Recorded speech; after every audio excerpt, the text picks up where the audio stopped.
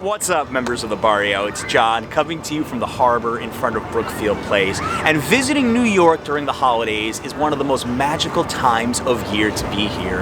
But I'm betting you're going to want to maximize your stay. So to give you some options, I'm going to be sharing 10 things to do during the holidays in New York City. Make sure to watch the entire video. This list is really good. And check out our other New York City content afterwards as well. Here we go.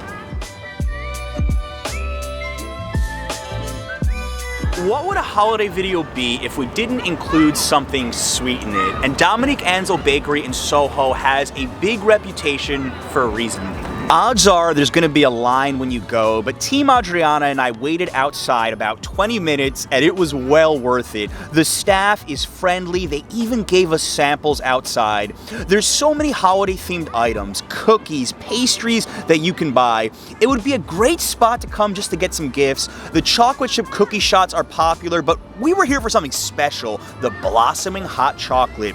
It's a bit pricey at $7.50, but you get a thin marshmallow which blossoms into a flower right in front of you, and it doesn't just look good, it tastes good. That is some premium hot cocoa you're sipping on, a perfect thing to take on the go on a cold day in New York City. So sweet.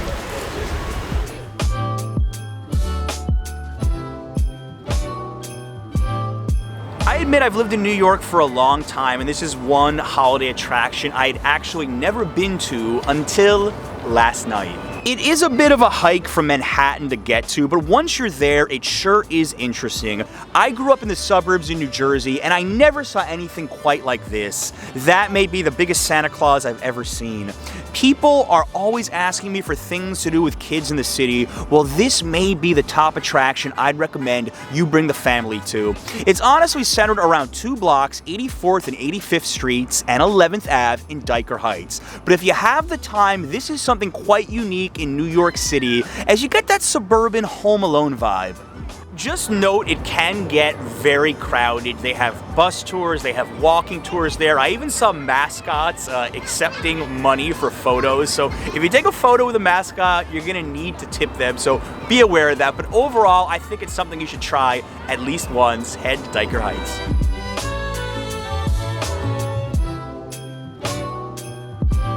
If you want to give back during the holidays, New York City has a few volunteer opportunities, but you could do something as simple as bringing extra clothes to donate to charity, or you could volunteer your time at a soup kitchen.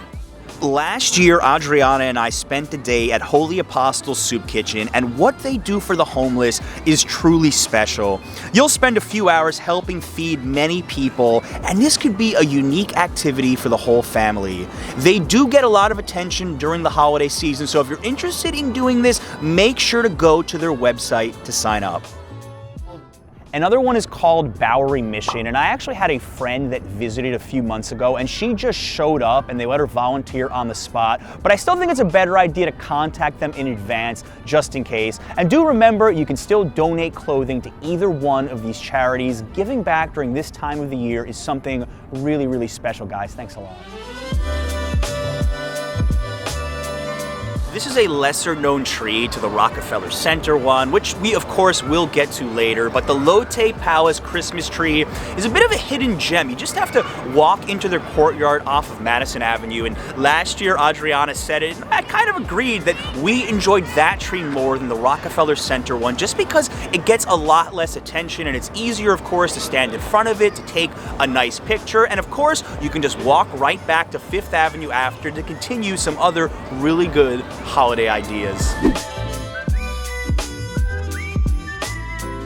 There's a lot you can do at Radio City Music Hall during the holidays. The first is their light-up tree perched atop the music hall. Then, across the street, check out the holiday ornaments, which have been on display since 1993.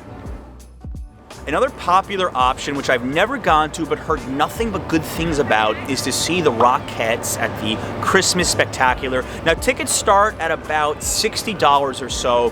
It runs until January 5th, And I think this could be an interesting option for somebody that doesn't want to go to a Broadway show or as an alternative to going to Broadway. Now, the show centers around New York City, it centers around the holiday theme, so it's something very unique and different, and honestly, I think I may just have to go this year myself, so put Radio City Music Hall on your radar for sure. Well, while you're at Radio City Music Hall, you might as well continue to see one of the most famous things in New York during this time of year, the holiday window displays. The biggest one, of course, is to stop at Saks Fifth Ave and see their holiday light show. Every 10 minutes, stare up. I promise you it's not hard to miss, and it's really, really good, so bring your camera. Of course, don't forget their window display. Then start at 50th Street and Fifth Ave and walk up towards Central Park, stopping at all the cool displays and decorations that the many stores put up.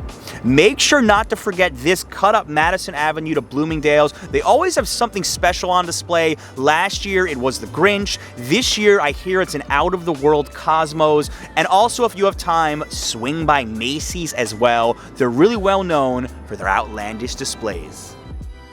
If you like this content and you want to become an even bigger insider, consider joining our Patreon page. We've got a lot of cool bonus materials on there, like extra videos, extra written PDF guides to New York City, which I don't publish anywhere else. And of course, every dollar spent there is going to come right back to making this channel as good as possible. Thanks a lot, guys. I mentioned famous things to do in the city for the holidays, and the number one thing that comes to mind for most people who've never visited here is the tree at Rockefeller Center. Now, I admit it's big, it's grand, it's beautiful, but it gets overwhelmingly crowded there, so just make sure to have some patience when you're walking around and taking photos. Something that I've heard a lot of people have on their bucket list is ice skating underneath the tree at Rockefeller Center. It will cost you a lot of money. It's $35 for admission during peak holiday season, and then another $18 for skate rentals. But if it's something you must do, I say go for it. Also, a little tip, I have personally skated at Rink in Central Park, and I find it far better than the rink at Rockefeller Center. I also like the atmosphere better in Central Park for ice skating. So if you have to pick between the two, I would say hit up Central Park. For the first time, Team Adriana and I went out of our way to visit Miracle on 9th, a holiday-themed cocktail bar.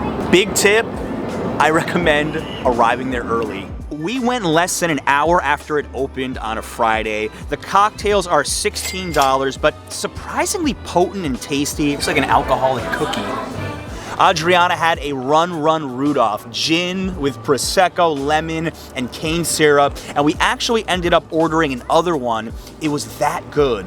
The inside is decorated as campy and cheesy as you would expect for this type of bar, but if you're in the East Village, I actually think it's worth stopping by.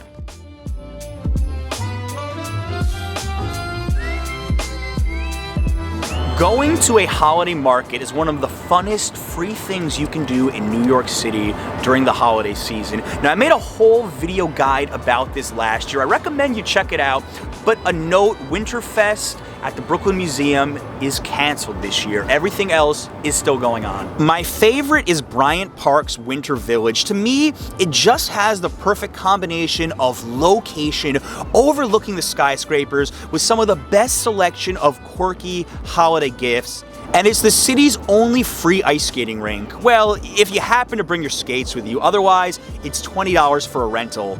Insider tip, this year you can actually reserve your skate times in advance online. I also love the Union Square Holiday Market, not just for the gifts, but the interesting food selections they had. Venezuelan hot chocolate, pierogies from Veselka, brick oven pizza. I recommend visiting as many of the markets as you can because you'll be supporting local businesses, especially the art shops, and it's a great place to get fun gifts for the whole family, whether you live around here or not.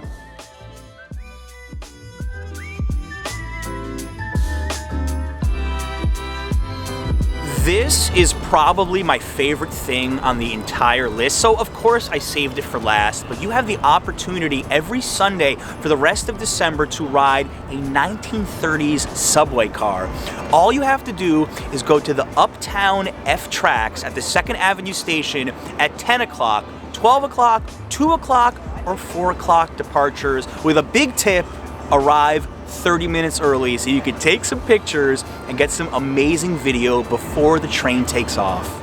Team Adriana and I did this last year and it was epic. Dress up for an extra fun experience. There's old subway ads. They make this as legitimate an experience as possible. There was even a guy taking pictures on a vintage camera. The whole scene is so unique, and then you go ride into other stations and other people jump onto this mysterious train. Of all the things on this list, I think you really need to try this one, trust me. Guys, tell me down below in the comments if I missed any holiday activity in New York City. I'm curious. Let's let others know what's out there. And make sure to watch our other guides to New York City, all linked down below in the description. Thank you so much for watching. As always, have a great holiday season. Until next time.